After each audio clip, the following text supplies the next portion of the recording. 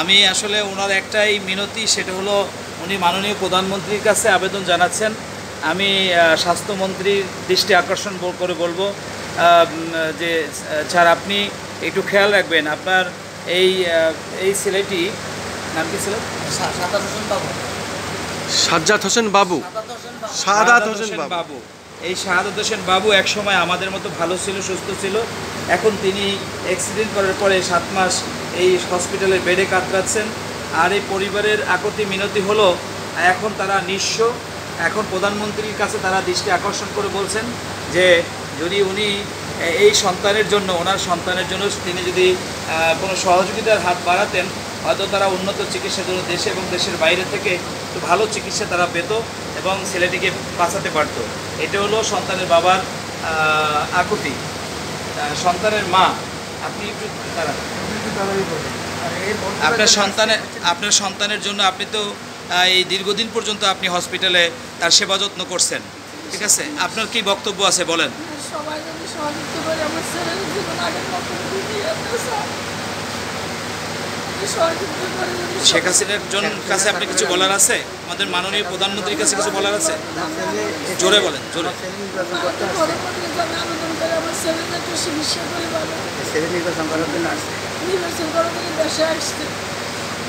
আচ্ছা, এই জাতীয় সংসদ নির্বাচনের সময় দেশে আসছিল,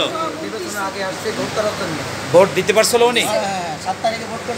জননেত্রী শেখ হাসিনার এই জাতীয় নির্বাচন গেল, এইবারে যে নির্বাচন গিয়েছে, আমাদের মাননীয় প্রধানমন্ত্রীর নির্বাচনকে কেন্দ্র করে উনি কিন্তু মালয়েশিয়া থেকে বাংলাদেশে এসেছিল। তিনি আওয়ামী লীগের একজন নিবেদিত কর্মী এই ছেলেটি।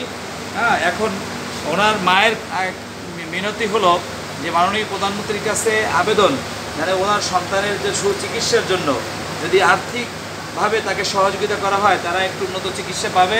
এবং আমি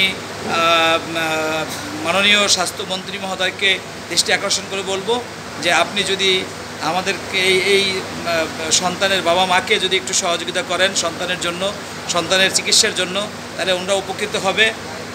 প্রিয় দেশবাসী, দেশে এবং দেশের বাইরে থেকে যারা আমাদের এই লাইভটি দেখছেন, আপনাদের কাছে বিনীত অনুরোধ থাকবে যে এই আপনারা যারা হৃদয়বান ব্যক্তি আছেন এবং ধনাঢ্যবান ব্যক্তি আছেন, আপনাদের সম্পদশালী ব্যক্তি আছেন, আপনারা যদি ওনাদের পাশে একটু তাদেরকে সহযোগিতা করেন, তাহলে ওনারা উপকৃত হবে এবং আপনাদের জন্য দোয়া থাকবে।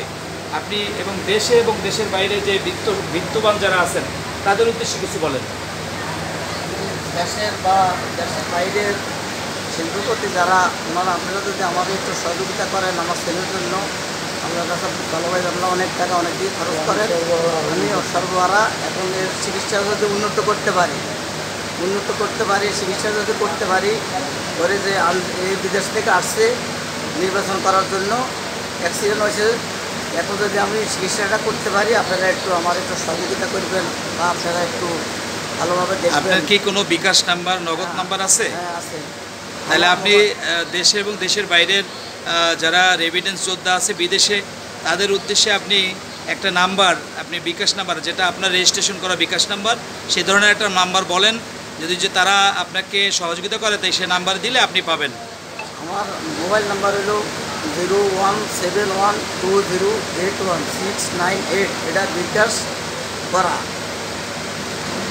আবার বলেন, বিকাশ নাম্বারটা বলেন। 16 বলবেন, 16। 01712081698। এটা বিকাশ করা। নগদ আছে? হ্যাঁ, এটা বিকাশও নগদ। আচ্ছা, প্রিয় ফেসবুক বন্ধুরা, দেশের এবং দেশের বাইরে থেকে যারা আমাদের লাইভটি দেখছেন, উনি একটি নাম্বার আপনাদেরকে বলেছেন, এটা বিকাশ এবং নগদ আছে। যদি আপনারা এই ছেলেটির অবস্থা দেখে যদি তাকে কিছু আর্থিকভাবে দেওয়ার চিন্তা করেন, তাহলে আপনারা ওই নাম্বারটিতে, এই নাম্বারটি রমজান আলী ভাই, ওনারই নিজের পার্সোনাল বিকাশ নাম্বার, ওনাকে আপনারা আর্থিকভাবে সহযোগিতা করে তাকে একটু তার ছেলের চিকিৎসা করার জন্য সহযোগিতা করবেন। আমি স্বাস্থ্যমন্ত্রীর কাছে একটা বলি, রমজান ভাই আপনি, হ্যাঁ স্যারের জন্য, হ্যাঁ স্বাস্থ্যমন্ত্রী উদ্দেশ্যে কি বলবেন বলেন। স্বাস্থ্যমন্ত্রী স্যারের কাছে আমি বলি, স্যার আমি আপনাদের, আমার ছেলে এই ভোট দেওয়ার জন্য জানুয়ারি মাসের 13 তারিখের আগে আসছে, 7 তারিখে নির্বাচন হচ্ছে। এবারে বৌদ্ধ জন্য ছুটি কাটাই আসছে।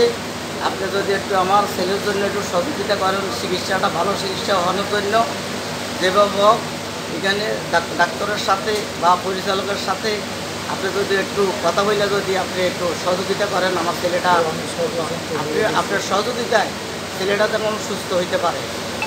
ধন্যবাদ। ঠিক আছে এটা আমি বলি স্যার, স্বাস্থ্যমন্ত্রী মহোদয়কে আমি ওনার বক্তব্য হলো এরকম যে আসলে এখানে চিকিৎসায় কোনো ত্রুটি নাই। এখানে পরিচালক মহোদয় তার দৃষ্টি আকর্ষণ আছে, তিনি এই রোগীর ভালো চিকিৎসার জন্য সে খেয়াল রাখছেন, কিন্তু এর চেয়ে উন্নত চিকিৎসার প্রয়োজন, যার জন্য ওনার আবেদন স্যার আপনি যদি বাংলাদেশের আরও অন্যতম অনেকগুলো হসপিটাল আছে, সরকারি এবং বেসরকারি হসপিটাল আছে, যেখানে ওনার একটু উন্নত চিকিৎসা করা যায় সেই ব্যাপারে আপনার সুদৃষ্টি কামনা করছি। ধন্যবাদ।